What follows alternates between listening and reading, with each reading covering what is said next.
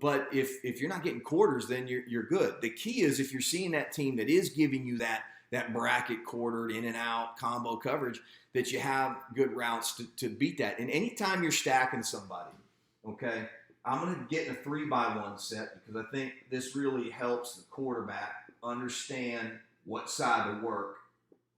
And I'm always going to put the back to the boundary and get the extra hat slid to the field, just in case, most pressure comes from the field. And we're going to keep the back end full time. So we get a true 6-man protection. If you do get the 0 blitz, this will pick up the first 6. The guy that has the back will add up. It'll be late, just lukewarm, and you'll be able to pick your man beater.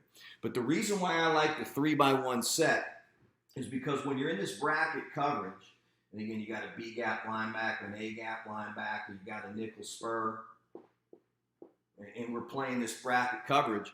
The thing that I like about this right here is the 3-by-1 says you can really look at that human being right there. And if that guy is truly playing the brackets, then you're going to work this side. If for whatever reason he's playing more of a quarters coverage and is being asked to read 3 vertical, now you put a tag back here. Again, you got the bang post, you got the jump ball, we've got something called a return route off of that 3-step width slant. So return, a bang post, or a jump ball is a good tag to put back here in that moment based upon that safety's alignment.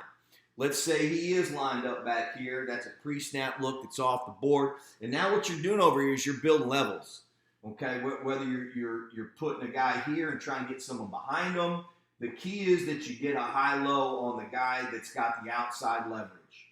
All right, you want some kind of levels. My favorite play, and it's been really good to us over the years, is the one Peyton Manning made famous. Right there. Okay, and honestly, with a couple coaching points, this guy needs to sprint out of his alignment. This guy needs to be a little more under control so we get the proper horizontal spacing there on the flat player.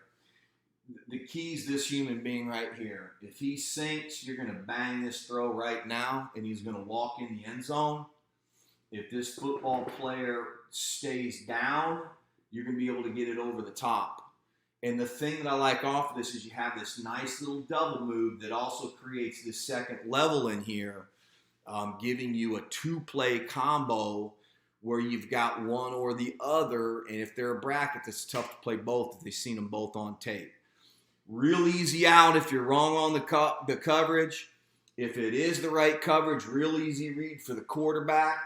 It takes some time to develop, which is nice for the guy when you're putting levels and you're so close to the end zone, and you got a nice double move off it. So for me, in the gold zone, looking at the math, and we'll talk about that on another cast here or lesson, but for the amount of time that I'm in that 13-3, for the amount of time that I'm going to have to really throw the ball versus that coverage, we don't need a whole lot of play calls that we need to work on. We get really, really good at this under concept. We'll get a little creative and throw that double move off of it on occasion.